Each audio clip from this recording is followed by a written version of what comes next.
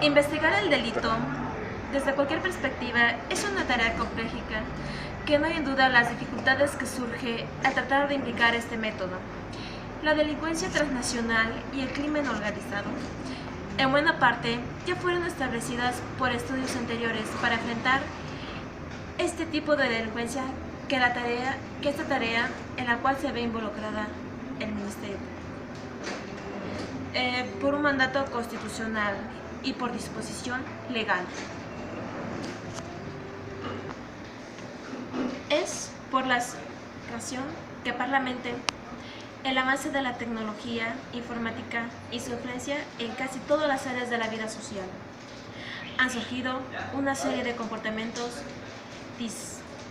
valiosos, antes indispensables y en algunos casos en dificultad de tipificación en las normas penales, tradicionalmente sin recurrir a aplicaciones analógicas prohibidas por el principio de la legalidad. En nuestras generalidades encontramos que el aspecto más importante de la informática radica en que la información ha pasado a convertirse con el valor económico de primera magnitud. Desde siempre, el hombre ha buscado guardar información relevante que para usarla después, ya sea de manera buena o de manera perjudicatoria. Existe un consenso general entre los diversos estudios de la materia en considerar que el nacimiento de esta clase de criminal se encuentra íntimamente al desarrollo tecnológico informático. Las computadoras han sido utilizadas para muchas clases de crímenes, incluyendo fraude, robo, espionaje, sabotaje y hasta asesinato. Los primeros casos fueron reportados en 1958. La criminalidad informática es como la realización de un tipo de actividades que reúnen los requisitos que delimitan el concepto, instrumento de crimen o vulnerar a los derechos del titular de un elemento informático, ya sean software o hardware. Según la autora Dávara Rodríguez, define el delito informático como la realización de una acción que, reuniendo las características que delimitan el concepto de delito, se lleva a cabo utilizando un elemento informático y o telemático o vulnerable a los derechos del titular de un elemento informático. Pero, ¿cuál es el propósito de la investigación de la seguridad? El abuso informático es cualquier acto intencional o malicioso que involucre a una computadora como objeto, sujeto, instrumento o símbolo donde una víctima sufrió o podría haber sufrido una pérdida y el perpetrador obtuvo o puede haber obtenido alguna ganancia, ya sea como información o ganancias económicas. El propósito de investigación y acusación delito informático es cualquier acto ilegal, cuya perpetración, investigación o acusación exige poseer el conocimiento de tecnología informática. Dentro del propósito legal, encontramos que el delito informático es cualquier acto tal como está especificado en una ley sobre el delito informático, en la jurisdicción en la norma que se aplica. Otro propósito, el abuso informático, sea cual sea su objetivo, es cualquier delito que no puede ser cometido sin un computador. Encontramos lo que son los sujetos del delito informático. En el derecho penal, la ejecución de la conducta punible supone la existencia de dos sujetos, a saber, un sujeto activo y otro pasivo. Esto, a su vez, puede ser una o varias personas naturales o jurídicas. De esta suerte, el bien jurídico protegido será, en definitiva, el elemento localizador de los sujetos y de su posición frente al delito. Así, el titular de bien jurídico lesionado será sujeto pasivo, quien puede diferir del sujeto perjudicado, el cual puede eventualmente ser un tercero. De otra parte, quien lesiona el bien que se protege a través de la realización del tipo penal será el ofensor o sujeto activo. Como sujeto activo, encontramos que se entiende por tal quien realiza toda o una parte de la acción descrita por tipo penal. Las personas que cometen los delitos informáticos son aquellos que poseen ciertas características que no presentan el denominador común de los delincuentes. Esto es, los sujetos activos tienen habilidades para el manejo de los sistemas informáticos y generalmente por su situación laboral se encuentran en lugares estratégicos desde donde se pueda manejar su información de carácter sensible. Con el tiempo, se ha podido comprobar que los autores de los delitos informáticos son muy diversos y que, en cuanto a la delincuencia, entre sí, es la naturaleza de los delitos cometidos. De esta forma, la persona que entra en un sistema informático, sus intenciones delictivas es muy fuerte del empleado de una institución financiera, que es el desvío de fondos de las cuentas de sus clientes, como ya lo habíamos analizado, lo que es el hackeo de las tarjetas. El nivel típico de aptitudes del delincuente informático es el tema de controversia, ya que para algunos el nivel de aptitudes no es indicador de delincuencia informativa, en tanto que otros acuden que los posibles delincuentes informáticos son personas listas.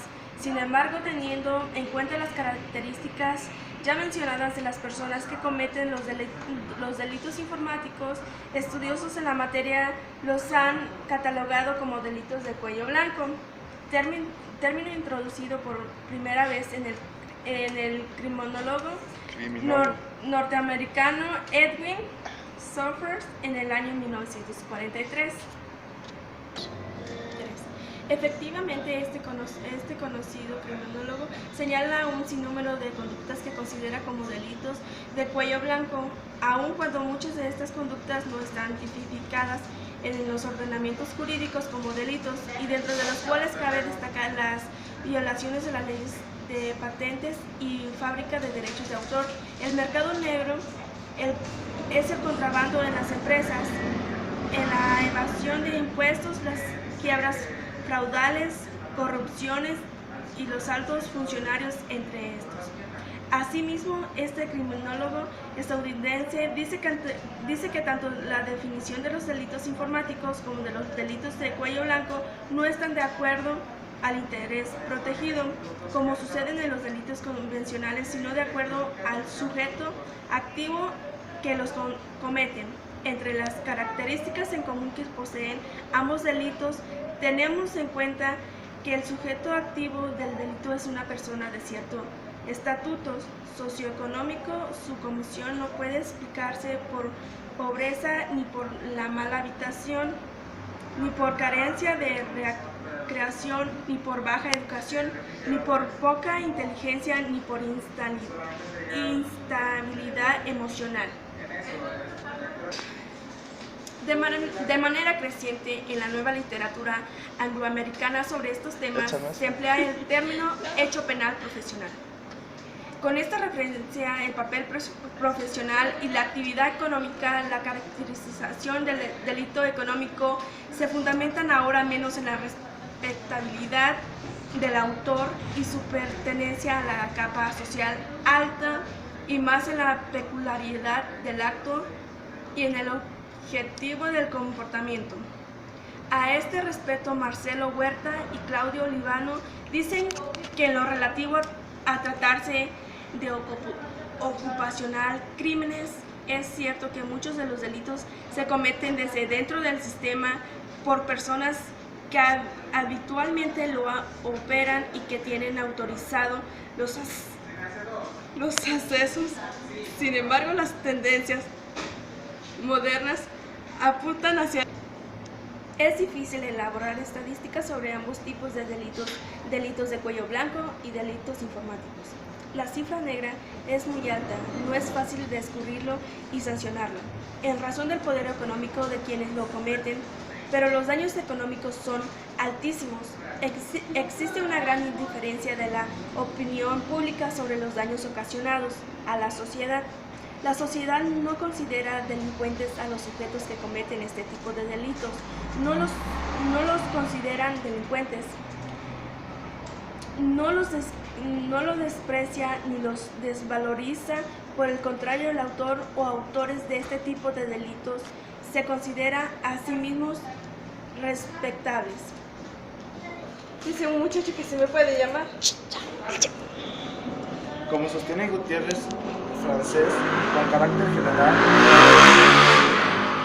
la delincuencia mediante computadora se inscribe dentro de las formas de criminalidad de cuello blanco propias de la delincuencia económica, pero por lo cual, desde el punto de vista criminológico, presentan las mismas peculiaridades que esta, con las notas específicas que aporta lo informático.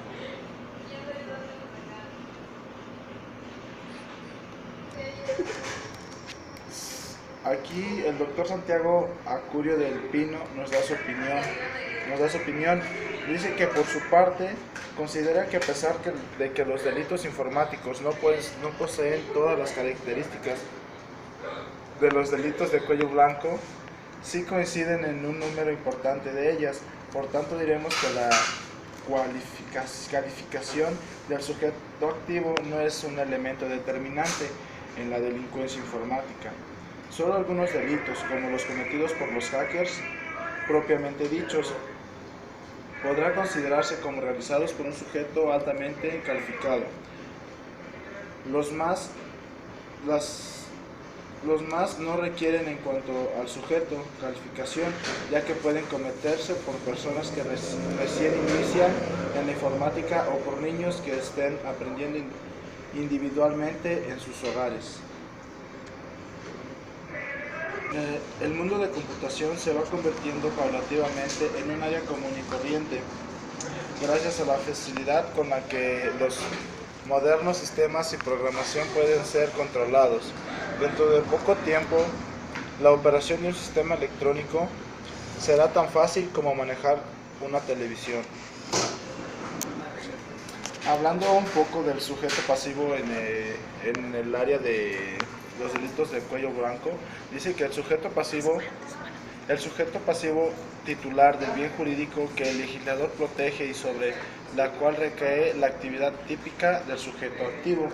En primer término, tenemos que distinguir que el sujeto pasivo o víctima del delito es el ente sobre el cual recae la conducta de acción o omisión que va realizada el sujeto activo. Y en el caso de los delitos informáticos, las víctimas pueden ser individuos, instituciones, credicias, gobiernos, etc., que usan sistemas automatizados de información, generalmente conectados a otros. El sujeto activo del delito que nos ocupa es sumamente importante para el estudio de los delitos informáticos, ya que mediante él podemos recibir algún tipo de daño. En conclusión, ha sido imposible conocer la verdadera magnitud de los delitos informáticos, ya que la mayor parte de los delitos no son descubiertos o no son denunciados a las autoridades responsables.